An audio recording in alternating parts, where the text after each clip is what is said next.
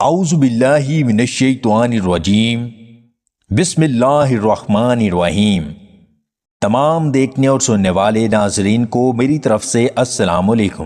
رات کی باسی روٹی نہارمو دودھ میں بھگو کر کھائیں اور مہینے میں 3 دن نہارمو شہد ضرور چاٹیں۔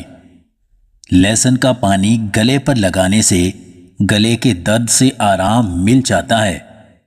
داڑھ کی تکلیف ہو یا دانت میں درد ہو تو پھٹکڑی کو پانی میں گھول کر کلی کر لیا کریں، درد سے آرام مل جائے گا۔ کمزور بدن کو فربا اور طاقتور بنانے کے لیے شہد میں بھنے ہوئے چنوں کا سفوف ملا کر کھایا کریں۔ پیاز کے پانی سے معدہ صاف ہو جاتا ہے۔ بکری کے دودھ میں سونف ملا کر پینے سے بخار تیزی سے کم ہو جاتا ہے۔ جن لوگوں کو چنبل کی بیماری ہے وہ ہرمل کا استعمال کیا کریں، چنبل کے لیے بہت مفید ہے۔ اگر وزن بہت زیادہ بڑھ رہا ہو تو گرم دودھ میں ہلدی ڈال کر پی لیا کریں۔ کھانا کھانے کے درمیان کم سے کم 5 گھنٹوں کا وقفہ ہونا ضروری ہے۔